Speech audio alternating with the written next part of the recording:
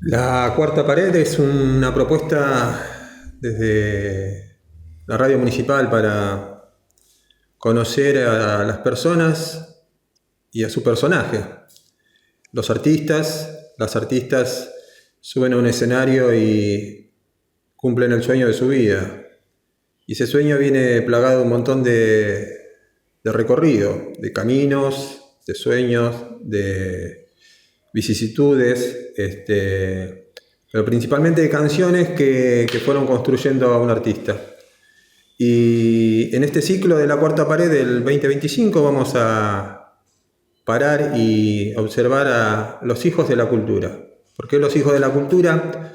Porque nacieron dentro de la cultura, dentro del arte.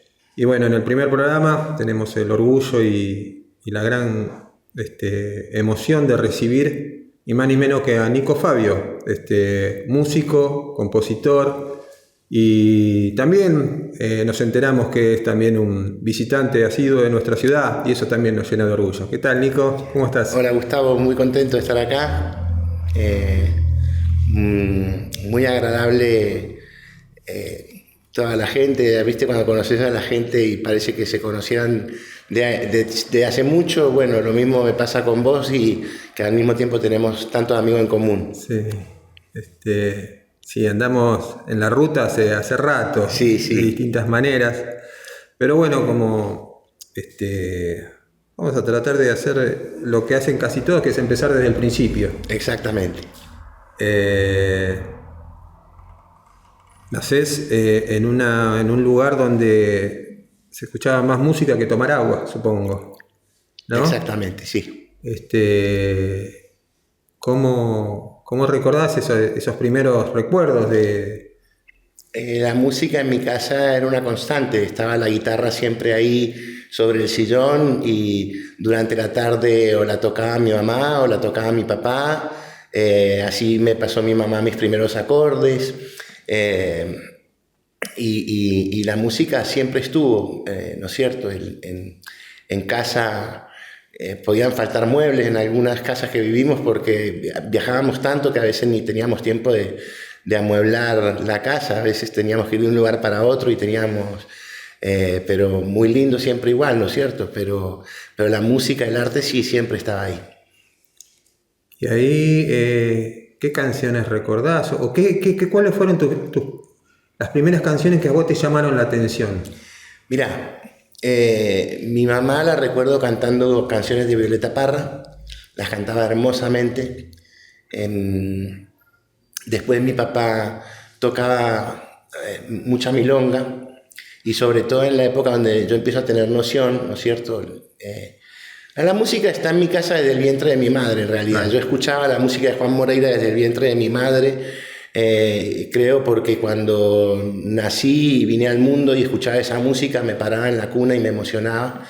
De hecho tengo hasta una foto agarrándome de una pared cuando tenía 2 años, como si fuera Juan Moreira, con mis papás que vienen conmigo. Yo digo, ese es el nene Moreira, ¿viste? Te la voy a mandar para que la muestres en el programa. Y entonces ya venía desde ahí, ¿no es cierto?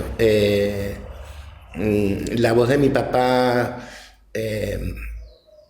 cantando en sus discos, poco, porque lo vi pocas presentaciones en mi primera infancia, porque al poco tiempo de yo nacer ya mi papá lo prohíben. Yo cuando tenía 5 años mi papá estaba prohibidísimo.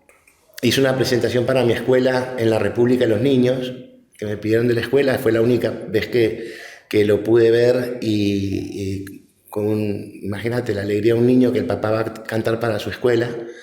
Eh, Y además no hay escenario peronista más que la República de los Niños, ¿no? Totalmente. Hay una etapa La de... música siempre estuvo y después, bueno, lo que a mí me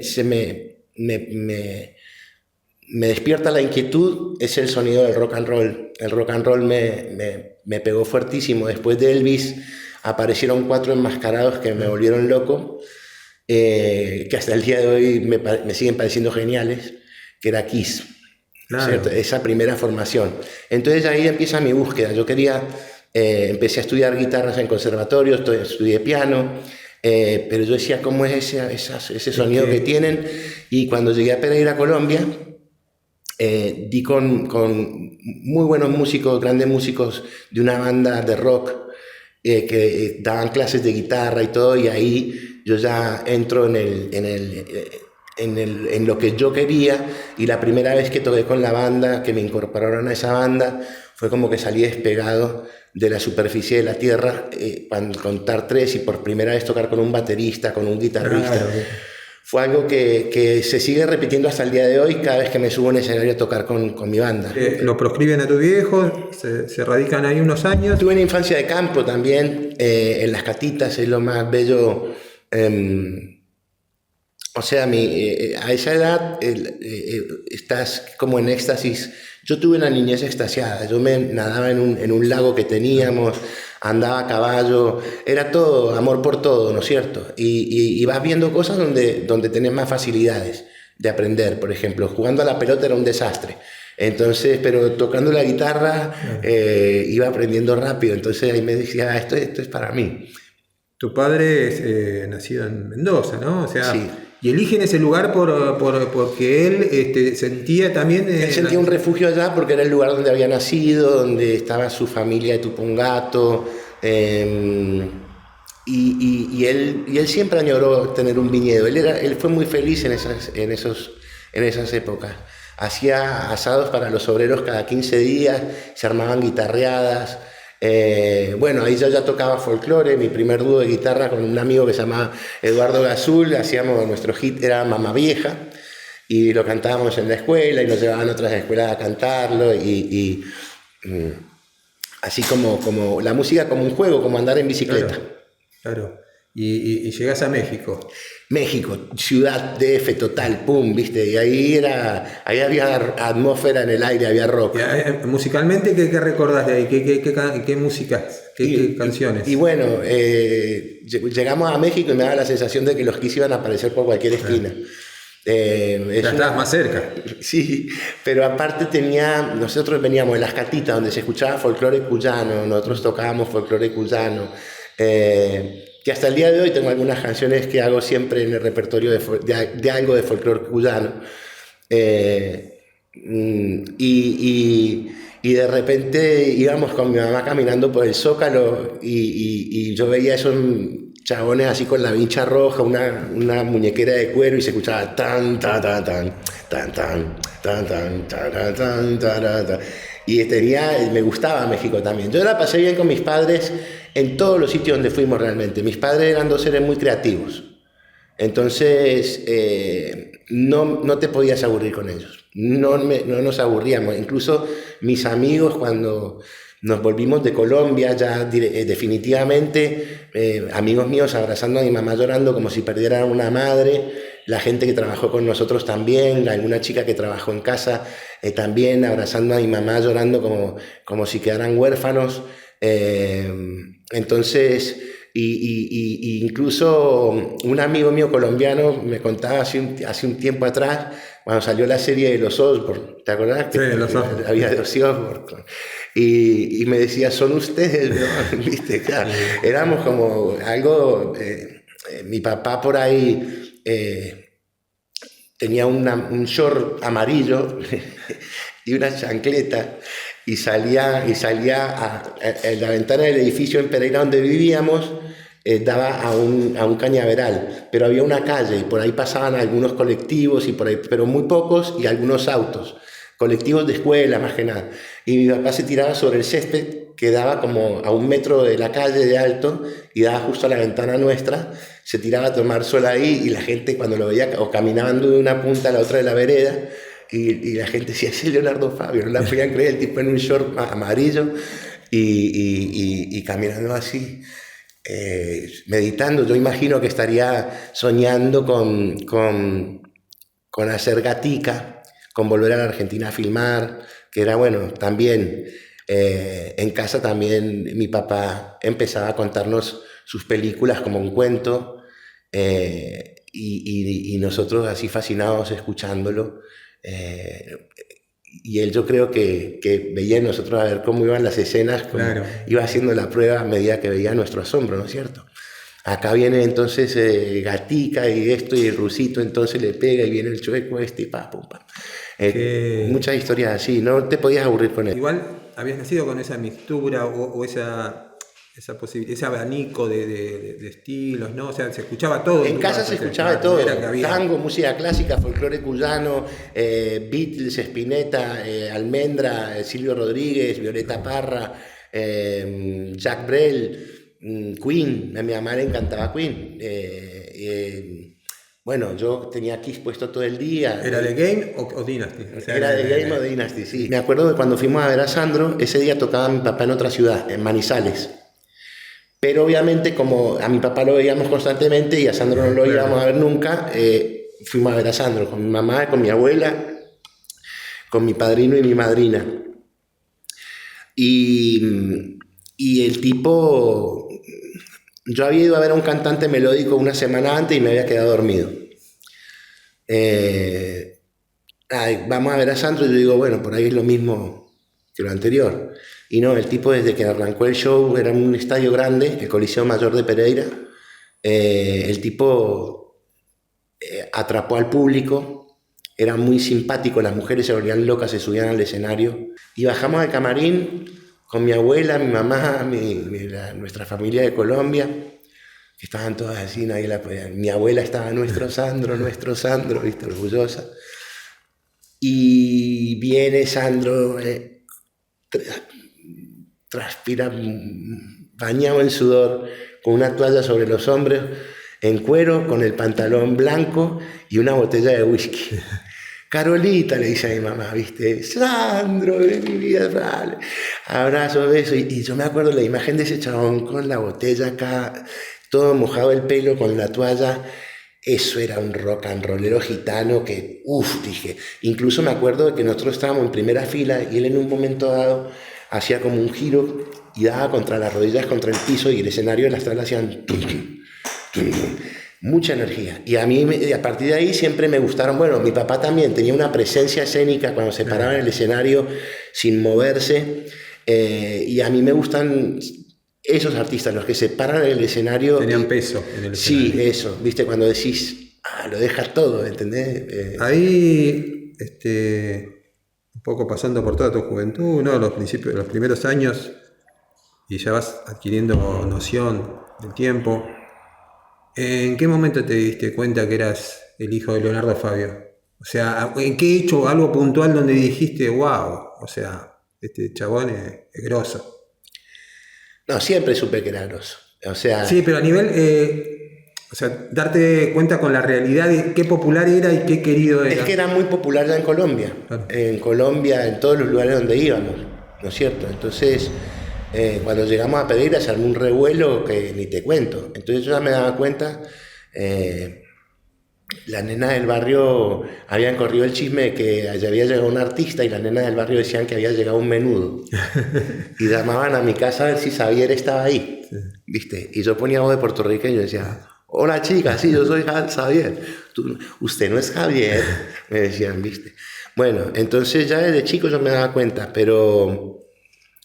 creo que la magnitud de mi papá es inconmensurable, o sea, no es inconmensurable. Pero yo lo vi con mucha naturalidad, o sea, yo vi cuando él por ahí, cuando llegamos a Colombia, él tocaba en locales que era como decir, como en México le dicen los palenques, ¿no es cierto? Lugares no masivos. Claro. Aunque todo el mundo lo conocía. Ahí, vos decías, hablabas de tu papá, de tu mamá, de tu abuelo, pero todo eso tiene claro, que ver eso, con que eran una familia. O sea, como claro. Cualquier otra familia, como decís vos, vos te levantás a la mañana y recordás a tus padres, a tus abuelos, recordás... ¿Qué hubiese hecho o qué hubiese dicho tu mamá sobre esto que estás haciendo? Claro, no soy un hijo de la fama, claro. ¿Entendés? No soy un hijo de la fama. Soy hijo de una familia. Soy el hijo, claro, vengo de una familia y esa familia tiene un montón de matices que me dieron raíces fuertes. Porque yo soy tan orgulloso de ser el hijo de Leonardo Fabio como estoy tan orgulloso de ser el hijo de Carola Leyton. Y estoy tan orgulloso de mi abuelo el negro Leyton y de mi abuela la Tata. Mi abuela la Tata era una mujer así andaluza, nacida acá, bien argentina, más argentina, decía, mis manos son como las de Perón, pero era una blancura de porcelana, pelo negro. Bueno, voy a hacer una canción que escribimos con un amigo nuestro, que es el Paya Sosa. Él me dio esta letra después de que perdió a su novia Jackie en Cromañón, hace más de 10 años. Y le fui buscando la vuelta, no le encontraba, la poesía me había parecido tan bella que no había música que sintiera yo que estaba en armonía con esa poesía. Y fueron pasando los meses, los años, y yo le decía al Paya, espérame, sí, tranquilo, me decía. Y una noche durante la pandemia, y ya preparándome para empezar a grabar el disco Alquimia, salió la música. Yo lo llamé al Paya, me acuerdo, se la grabé, y él se emocionó mucho. Hace un par de noches estuvimos tocando el viernes 17 de octubre, y subieron al escenario justo en esta canción el Paya y Melanie, que es la hijita de Jacqueline. Se llama Tiempo de Abrazos.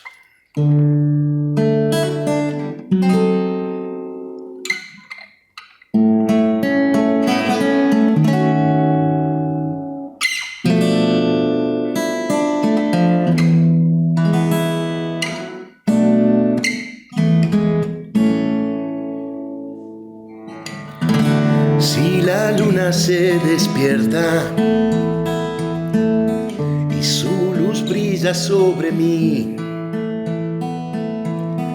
si los sueños cuentan estrellas, es porque ríe Jacqueline, es porque ríe Jacqueline. Llévame hacia tu vuelo azul, donde la risa es más franca y no existe la mentira, y se ven los ojos del alma, y se ven los ojos del alma. De las palabras terminó, ahora es tiempo de abrazos, ir curando las heridas, navegando ríos mansos, ir curando las heridas, navegando ríos mansos.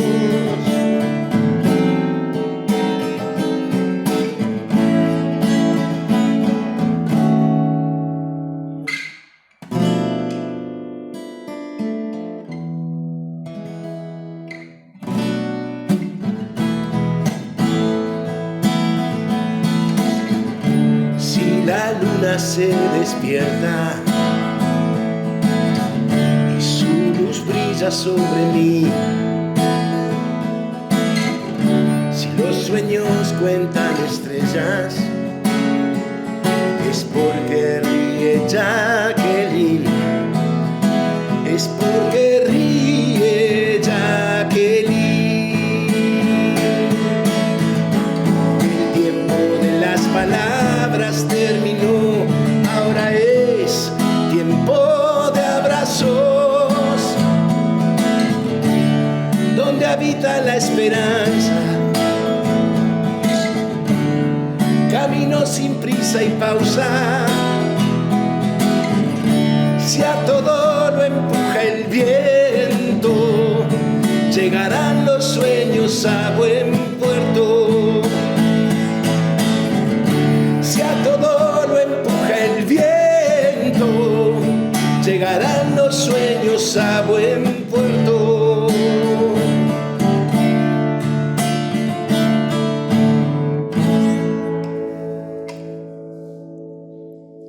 Estaba con mi tío Horacio, que es el hermano menor de mi papá. Ellos los tres hermanos, heredaron el talento poético de mi abuela, de mi otra abuela, de Laura Fabio, que fue actriz de radioteatro, escritora.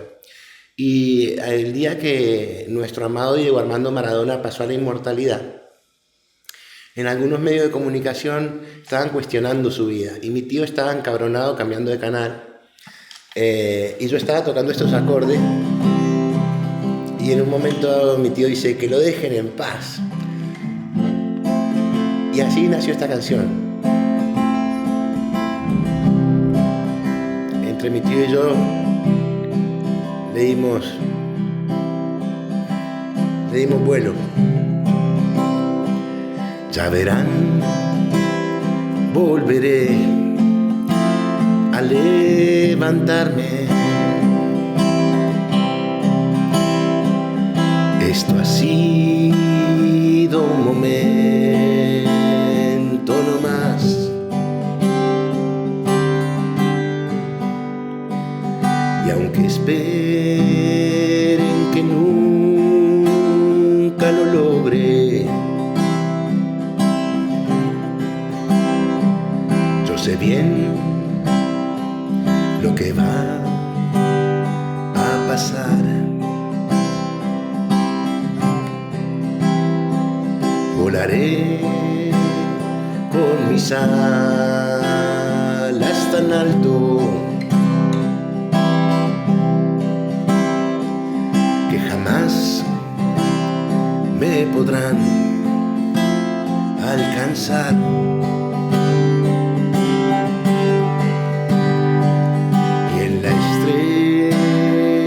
Fugaz que ha pasado, haré un nido para ir a soñar.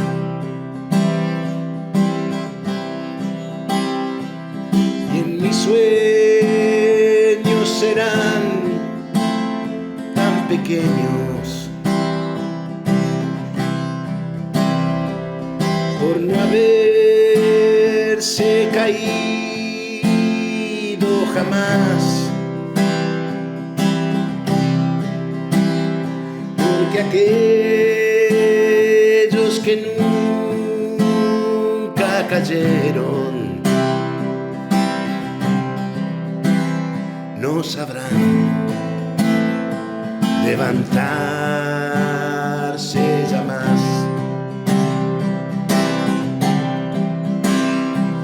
Volaré con mis alas tan alto que jamás me podrán alcanzar, porque aquellos que nunca cayeron sabrán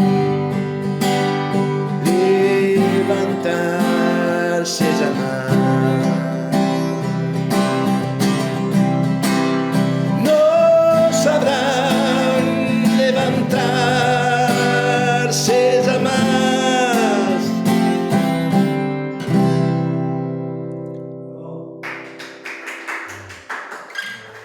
Gracias. Me he repuesto mucho con las canciones del maestro, porque no es fácil vivir la vida de Maradona, ¿no? Pero me identifico mucho con él. Yo escuchar una canción de Fabio es como darme fuerza a querer más a mis hijas, a querer más a Claudia, a querer más al fútbol, querer estar al lado de él. Yo se lo dije recién. Dios quiso que en el Día del Amigo nos viéramos, ¿no? Estuviéramos hablando.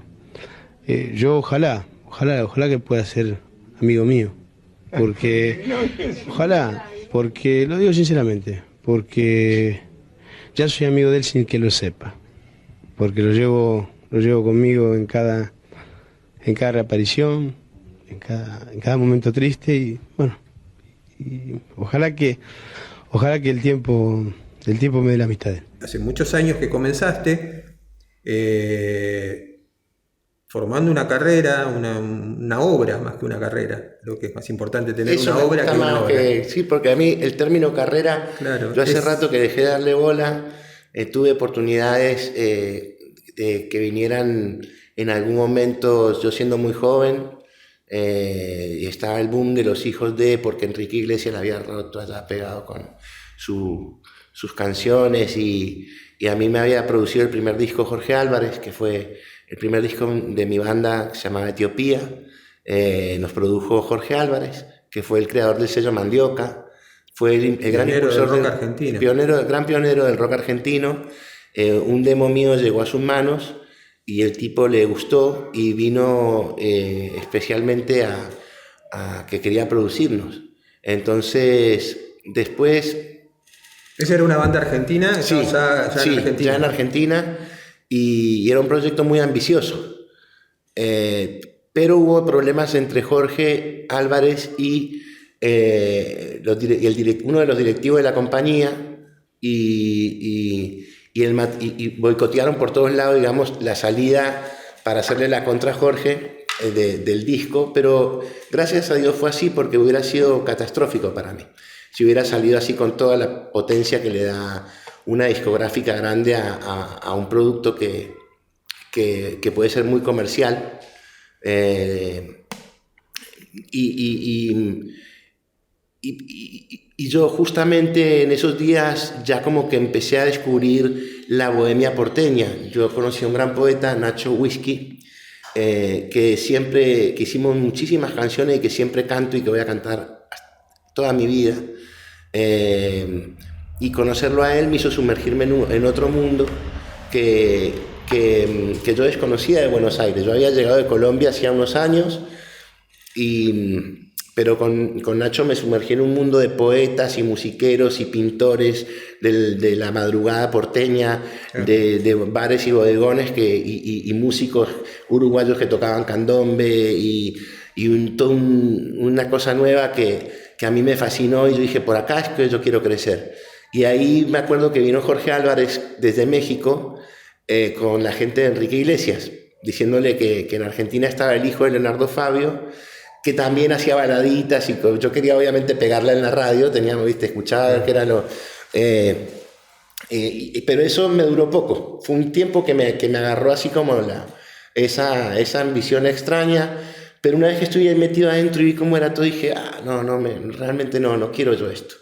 Y cuando vino Jorge Álvarez con la gente de Enrique Iglesias, yo estaba ya ya estaba en otro mambo totalmente distinto, y eso era como que, no sé, yo intuía que yo no me iba a sentir a gusto en ese medio. O sea, tu búsqueda artística era otra. Claro, sí. Mi búsqueda artística siempre fue artística realmente. En algún momento me distrajo eso de querer pegarla, uno veía las bandas... Pero también esos puntos de cruzamiento pueden ser, siempre tienden a ser, o sea, cuando el artista es auténtico, genuino... Exacto. Tienden a ser genuinos, capaz que en un momento es más masivo, en otro momento... Pero nunca lo hicimos pensando fríamente, digamos, en algo... comercial por lo económico, claro. No, por ahí queríamos sentir la cosa así de la banda de rock que, claro, que se hace famosa y tiene todos los fans gritando, pero eso me duró poco, dije no, realmente no es esto lo que quiero, y vi cómo se formaba, que era muy ficticio, o sea, simplemente iban a poner mi foto en un montón de revistas para adolescentes, iban a subir una palanca. Ya venías conociendo lo que iba a surgir de todo eso. Exacto. No era la primera vez. Y ahí decís, ahí conocés esa bohemia porteña que habrás escuchado hablar toda la vida, porque toda la gente que te rodeó o que conociste en algún momento... Por supuesto, bueno, la gente que... hablaba de eso... Mi papá era de andar cuando veníamos a Buenos Aires, nos juntábamos con sus amigos en los bares de calle Corrientes, y las charlas eran hasta la madrugada, de cine... De música, etcétera, ¿no es cierto? Pero esta vez ya la conocía por mi lado, claro. ¿No es cierto? Y otra bohemia, es más de estos bodegones y esta cosa que a mí me parecía tan fascinante. Ya eras adulto, ya eras una persona que te estaba recorriendo la vida de una forma ya adulta. Exacto. Y también con el tiempo, por ejemplo, yo siendo chico conocí en el estudio de grabación a Teddy Howland, un gran compositor, que mi papá le cantó muchas canciones, y yo de chico lo conocía por los estudios de grabación, era alguien muy cómico, muy buena gente. Y después con los años me lo empiezo a cruzar en los bares ahí cerca de Sadaí y todo eso, y empezamos a entablar nuestra propia amistad, ¿no es cierto? Y así con un montón de gente que también, de amigos de mi papá, de gente que trabajó con mi papá, como Jorge Candia, con quien sigo trabajando hasta el día de hoy. Siempre estuvo ahí dando vueltas, digamos, la bohemia, ¿no es cierto? Pero esta vez, a partir de yo conocer a Nacho, entro ya en otro mundo que yo no conocía hasta ahora, hasta ese momento. Sí, de hecho mis padres estaban como, viste, Nico está como loco porque conoció a este poeta, y yo venía hablando, para mí era, o sea, un tipo de la misma madera de un Dylan Thomas, viste, tenía una personalidad así medio tipo que Richard, Nacho, viste, y era un viejo marinero, poeta del puerto de Buenos Aires, ¿entendés? Y a mí me cautivó cuando lo conocí. Me lo presentó Ricardo Iorio. Él les había escrito un tema a Almafuerte que se llama La Llaga. Ellos andaban buscando un tango, y a mí Iorio me quería mucho. Era fanático de mi viejo, y yo venía desde Colombia, y yo era fanático de B8, su primera banda. Porque yo cuando veníamos a la Argentina me iba a las bateas de discos de rock nacional. Mi mamá me hablaba mucho del rock nacional, de Papo, de Alejandro Medina, de Manal. Entonces, cuando veía que yo estaba con el rock, me decía, bueno, en Argentina están este y este. Entonces yo venía acá a la Argentina y me iba a las disquerías. Como en Colombia conseguíamos los discos que venían de afuera, de bandas inglesas o norteamericanas, pero no se conseguía, te hablo de antes de que llegara Soda Stereo. Claro, sí. Y entonces yo venía a la Argentina y me iba a las bateas y buscaba todos los discos que yo conocía, que mi mamá me había dicho, y me llevaba a Colombia todo lo que pudiera. Entre esos discos que una vez vi, algunos los escuchaba antes de comprarlos, la verdad que te dejaban... Sí, escuché con los auriculares. Pero saqué un disco rojo con 4 tipos de pelo largo, con camperas de cuero, con unas presencias muy fuertes. Dije, esto tiene pinta de ser muy bueno o es un fraude, ¿viste? Una de dos. Dije, yo me lo llevo. Y no lo escuché, se lo pedí al tipo, era un paso más en la batalla de B8. Cuando llegué a Colombia, y yo ya me hacía la cabeza de que los tipos acá eran conocidísimos, y mentira, los tipos tuvieron quilombo tras otro. Entonces yo llego y conozco a Ricardo Iorio, y cuando él se entera que yo soy el hijo de Leonardo Fabio, me empieza, porque amiguito de Jesús, tu viejo vino con Perón y ¿viste? Y yo así no lo podía creer que estaba hablando con Ricardo Iorio, que para mí era como, o sea, noches y noches escuchando esos discos, sin conocer a esos tipos, vos ya los admirabas. Sí, los amaba. Y a kilómetros. Sí, no, aparte tenía un tema del fanatismo importante. Mi viejo incluso se preocupó en un momento dado, le dijo a mi mamá si no sería bueno enviarme una terapia, porque me vio pasar con un disco por el living de casa. Yo venía con el volumen 4 de Black Sabbath, así, caminando y mirando el disco así, esto es una reliquia.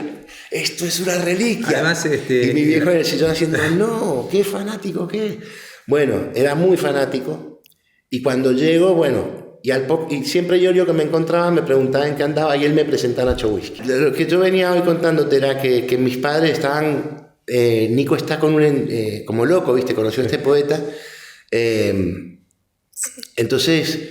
Mi papá por un lado averiguaba, ¿viste? Con sus amigos, che, el Nico anda con Nacho Whisky. Ah, sí, Nacho es un poeta. Y entonces me veían a mí que estaba como muy entusiasmado y que había conocido a alguien te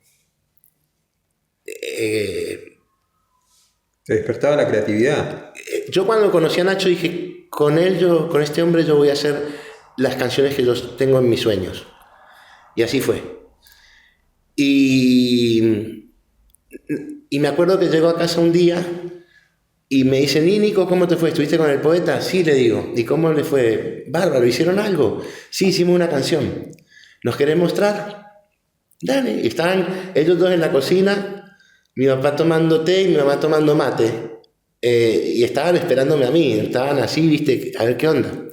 Y cuando les mostré la primera canción que hicimos con Nacho, los dos se miraron así Y yo ahí me di cuenta que yo había crecido realmente al haber tomado el camino de ir con Nacho, y ya no era el chico adolescente jugando a hacer canciones, sino que había crecido.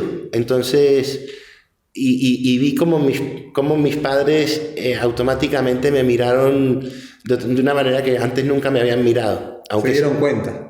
Ahí, o sintieron que ya era... que había encontrado el camino. Hay una canción que tu viejo elige para su película, ¿no? Canción de juventud. Y ahí, o sea, ahí está toda tu impronta, está toda tu identidad, tu creatividad, pero también una responsabilidad, supongo, ¿no? No, porque, a ver, sí, la responsabilidad vino después. Canción de juventud es una canción que era algo que yo traía dentro de hace muchos años. ¿Viste? Dice, veo esa sombra que me dura. Eso tenía que ver con un amigo mío que, siendo muy joven, yo 16, él 19, tiene el mismo final de Aniceto en Colombia. Y eso con los años me empezó a caer como una gotita, ¿viste? Es decir, se fue muy joven. Y yo me daba cuenta que yo iba viviendo cosas y mi amigo había vivido 19 añitos. Era casi un niño. Entonces, eso me empezó a afectar, y con los años pude volcar esa sensación porque me afectaba al punto de que yo estaba por ahí en un momento agradable, pasando una fiesta, lo que sea, me acordaba de eso, claro, y me caía, y viste, era el típico, ¿qué te pasa? ¿Viste? ¿Entendés? Y finalmente, haciendo esa canción, superé esa sensación que me venía a mí. Y yo escribo la canción, y mi papá viene un día a casa y me dice, ¿hiciste algo nuevo? Sí, le digo, estoy con una canción nueva, y le canto Canción de Juventud. Y él me dice, llévasela a Daniel Berardi, que era su guitarrista, productor, un gran músico que tocó con Marta Argerich, con el polaco Goyeneche, le hizo arreglos a discos de Charles Aznavour. Un grosso total, y un tipo con una humildad que le grababa pistas a la gente del barrio para que canten las peñas chacareras, ¿viste? Vos lo veías así y era una carita de bueno, decía, y después veía el currículum del tipo y decía, mamita querida, ¿viste? Y yo lo amaba también a Daniel, lo quería muchísimo. Entonces me dice, te la voy a grabar, que mi papá le iba a cantar. Listo, le digo. Se la llevo a Daniel Berardi, voy al estudio y le digo, Dani, mi papá quiere que le haga los arreglos a esta canción. Bueno, me entra al estudio, me pone el micrófono y canto Canción de Juventud. Y me voy. Y a la semana más o menos, Daniel me dice, ya tengo algunos arreglos que quiero que vengas a escuchar. Listo. Me voy para lo de Daniel. Escucho y digo, uy, qué bueno que quedó esto. Le digo, ¿me dejás meter una voz a mí? Dale, me dice. Entonces me voy al micrófono, canto la canción y se la pido que me la den un CD. Y al otro día voy a lo de mi papá y le digo, acá tengo Canción de Juventud, hice una tomita yo, ¿querés escuchar? Me digo, sí, me dice. Porque también había que agarrarlo en el momento de mi papá. Por ahí yo iba y estaba un rato con él, charlando de alguna u otra cosa, y a los 10, 15 minutos, o a los 5 minutos, cuando vos veías que él empezaba a mirar para los costados, ¿viste? Era que el hombre quería estar solo en su mundo, ¿viste? Entonces yo eso también lo conocía. O a veces yo entraba y me hacía, no, me hacía, ¿viste? Porque sabía que yo venía con el estuche y la guitarra. Entonces, ese día, bueno... Me dice, a ver, le pongo en el equipo y él cerró los ojos, terminó la canción y abrió los ojos y me dice, este es el final de Aniceto. Y bueno, yo todavía no había escuchado ni la música que había en Aniceto, él estaba como en preproducción. Yo digo... Bueno, salí ahí corriendo a contarle a mi mamá, a contarle a mis amigos. Ya había sentenciado. Ya estaba, pero ¿viste? Bueno, el hecho es que cuando se estrena la película y yo entro a escuchar toda esa música que había ahí, y cuando venía la parte del final de la película, yo no sabía si hundirme adentro de la silla o pararme y gritar, ahí estoy yo, ¿viste? Para que ese soy yo, ¿viste? Entonces, y me ponía muy nervioso. Durante varias veces que vi, me ponía muy nervioso, era como que sentía que me redoblaban tambores en los oídos, ¿viste? Cuando venía mi canción. Pero un día se hizo una entrega de premios y pasaron unos fragmentos de Aniceto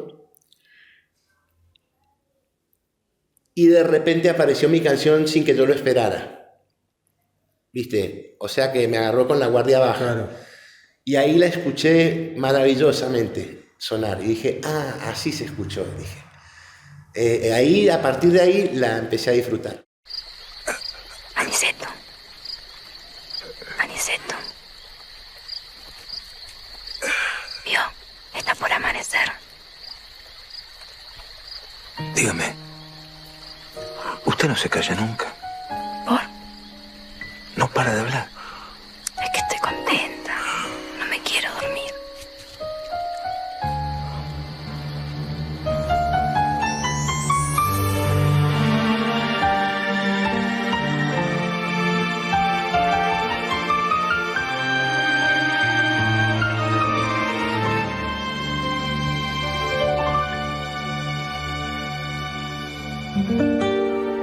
Brota una lágrima en tus ojos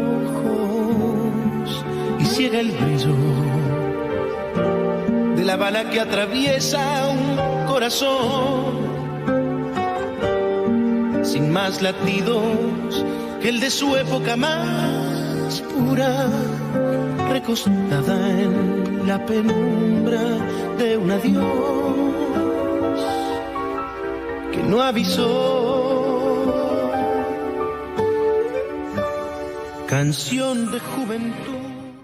Todos estos años de trabajo te tienen ahora en la actualidad presentando, o sea, con proyectos nuevos, bueno, cuando salga este programa vos ya vas a haber publicado algunas canciones. Contanos un poco de eso también, como para también entrar en la actualidad y poder saber de qué podemos encontrar, ¿no? Bueno, desde que empezamos a grabar, lo que yo estoy haciendo ahora es algo que viene hace muchos años. Tiene muchos años de preparación, digamos, de gestación.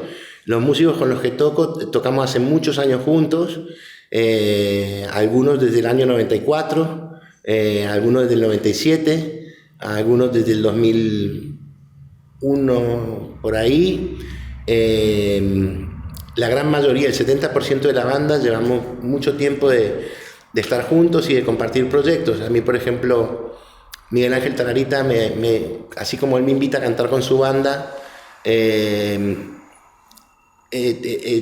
viene a tocar con la mía y los chicos de la banda también tienen sus propios proyectos y colaboramos entre todos con los proyectos de cada uno, pero es una amistad que se ha venido gestando hace muchos años a través del respeto, la confianza, ¿viste?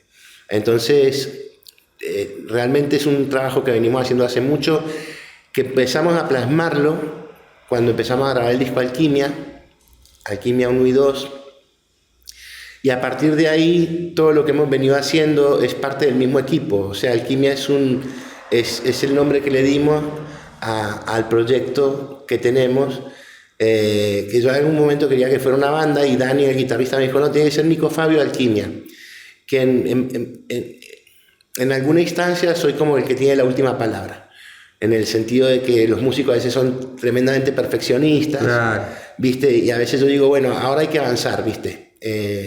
Entonces, y en ese sentido, pero es un trabajo de todos. Gran parte del sonido de lo que estamos haciendo tiene mucho que ver Daniel Germán, el guitarrista, y Y como hay o sea, no hay, es como hay una cosa como de escuchar al resto de la banda, todos tienen buenas ideas, entonces por ahí escuchar en un momento dado la idea de uno, la idea del otro, y es un trabajo que lleva muchos años, se llama, pueden entrar a YouTube y poder empezar a ver lo que venimos haciendo desde Alquimia en adelante, todo lo que hicimos en el concierto del CCK, celebración de la obra viva de Leonardo Fabio, el concierto de Rondeman, tiene que ver con este mismo grupo de... Y además ahí encontramos las versiones bien en vivo, todo lo que genera, ¿no? Supongo que también el haber estado ahí en el CCK, que es un escenario imponente, ¿no? También a nivel acústico, a nivel cultural también. Creo que para un músico es esencial, claro, es como estar en el lugar soñado, ¿no? Sí, igual había una gran responsabilidad ese día, porque estábamos por primera vez filmando y grabando en vivo. Yo nunca había pasado por esa experiencia, y por primera vez con una orquesta de cuerdas. Claro. Que si vos con la banda tocando te perdés un poquito, con alguno de los músicos nos perdemos, nos miramos así rápido y se acomoda todo. Con una orquesta de cuerdas, si te llegás a ir un poquito así, se desmorona todo. Y yo estaba sobre ese escenario, me acuerdo que me bajé del escenario y pensé, ¿qué hice? No sabía lo que había pasado. Y miraba las caras de todo el mundo sonriendo y celebrando. Y después me empecé a dar cuenta que había sonado hermoso y cómo se había visto cuando empezamos a hacer las mezclas de los audios. Decía, salió bien, salió hermoso, salió perfecto. Y ahí empecé a disfrutarlo como loco, ¿viste? Acabamos del 17 de octubre de grabar y filmar todo un concierto que vamos a ir, esta vez ya no tenemos, o sea, cuando se hizo todo lo anterior había como la urgencia de ahora mucho más tranquilo, ¿viste? Ir subiendo cada un mes una nueva canción o alguna nueva, pero ir mucho más tranquilo y que se vaya abriendo paso de a poquito a través de los videos y que la gente vaya escuchando y que bueno, hay gente que me doy cuenta que va sintiendo como que te das cuenta cuando la gente se siente empatía por tu trabajo. Para irnos, ¿le podemos regalar un fragmento, un homenaje a tu papá, a toda la gente de Varela? Por supuesto. Y nos despedimos con esto. ¿Un fragmento o toda la canción? Vos, todo lo que tengas ganas.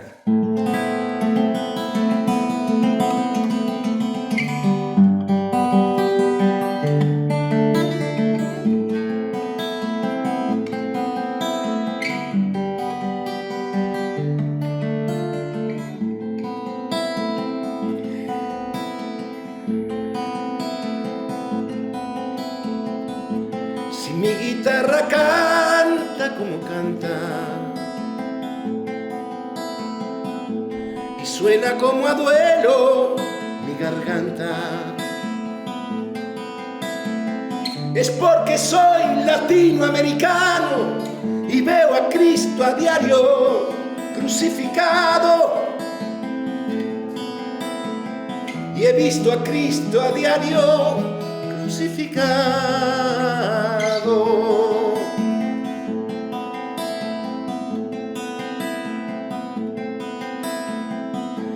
Hay que ver a un obrero volver a casa sin pan para sus hijos y derrotado, después de haber buscado en vano un trabajo o trabajando en pago de un mal salario, sin pan para sus hijos y derrotado.